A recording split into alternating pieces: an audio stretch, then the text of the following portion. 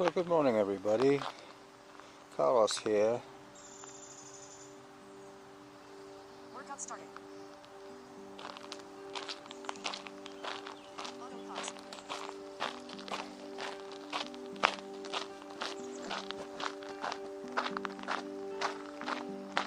Workout resumed. GPS on. Alright, so finally I got everything dialed in just right. Hello there. Sound of a panting dog. This is a little laneway that takes me from Pondwood to Emily Carr Drive. Morning. Good morning. Hi there. Hi. Yeah, I think I knew the one in the middle there. There was 3 women. A runner, no doubt, from her youth. I probably remember her from 20 years ago. Well, that's great. So today I'm hiking around Rithet's bog, being careful not to get caught by a cougar. There have been cougar sightings quite frequently the last few weeks. We've had a bit of a drought here.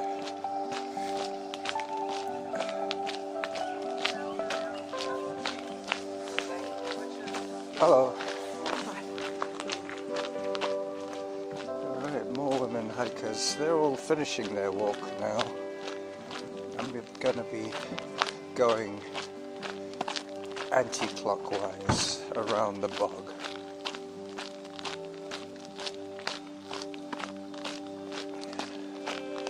I missed my breakfast today, but it is quite early in the morning, so I have time to have some porridge when I get back.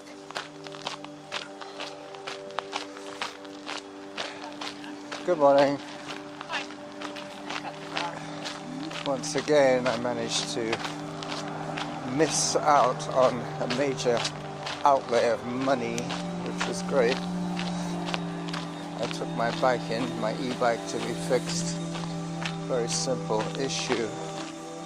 A loose wire, and that was all it was. So that was easy to fix.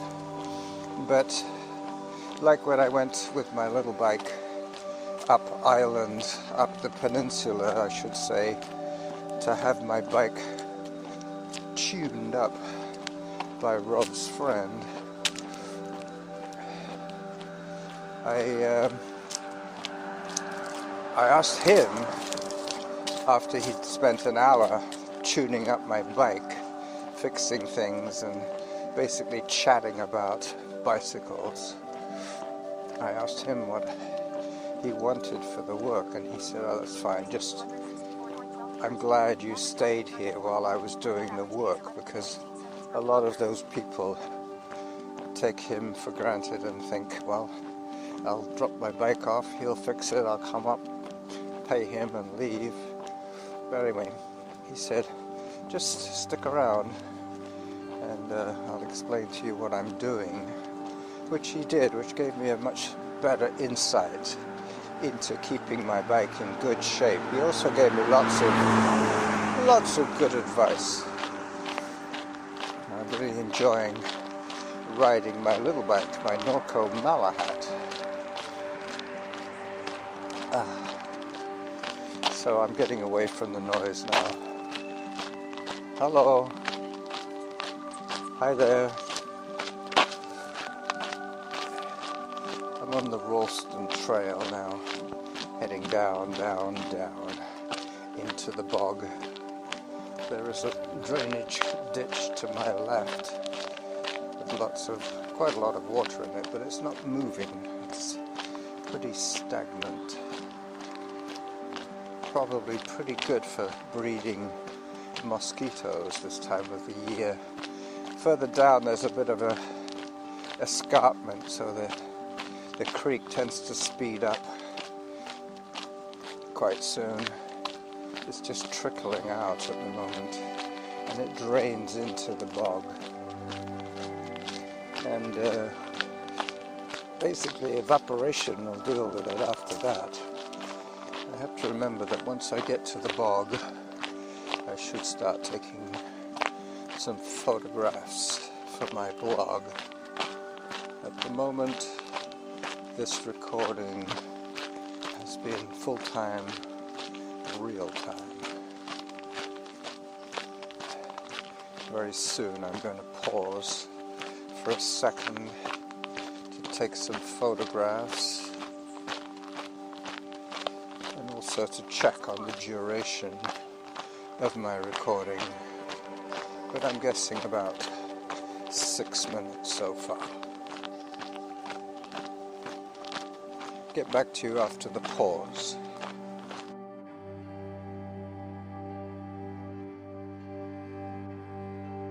Around a little bit now, and hopefully the acoustic quality will be good. Probably be a little bit louder this way because the microphone on the camera is now pointing towards my gob as I swing it back. Not sure where I was pointing just then, but you know me, I gotta keep my eyes on the prize. I don't want to trip up while I'm recording my trailer video. This is where I decide whether to go anti-clockwise or clockwise, and I have decided to go anti-clockwise. Hello. Yep. This is a floating bog to my left. I'm going to be going around the bog towards the duck pond shortly.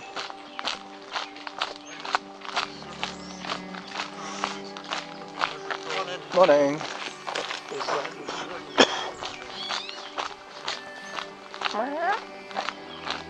There is an app that I can get from my phone that will be able to identify the bird songs, but I didn't get it. I mean, how many apps do you need? I have a boat tracking app, I have a plane tracking app, I have a movement tracking app, my Strava, my basic GPS tracking from my phone. I think that's about enough, really. Anyway, today I listened to a very interesting podcast about tyre recycling in the UK. I don't know if it happens here. I'm not sure. I haven't driven a car for so long. But in the UK you have to pay £3 a tyre for recycling costs when you change your tyres. So there's a surcharge every time you change your tyres in the UK. But this tyre recycling is a scam, basically. They bale the tyres and then they ship them overseas to be processed, but they're not getting recycled, they're just getting shipped further and further into the poorer and poorer areas of India, where people are basically just burning the tyres. I'm not sure if they get anything from it. They probably get some oil. I believe you can extract oil from rubber, but that's probably a very expensive process. So these small backwoods stills are basically just burning the rubber and getting paid for disposing of it.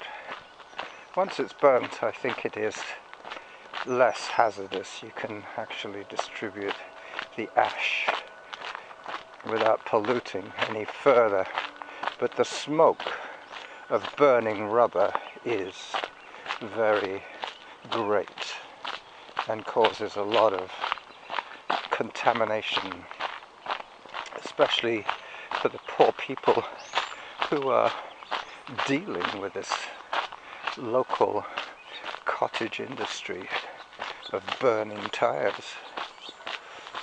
Anyway, that's my rant for today about the recycling surcharge of used car tires.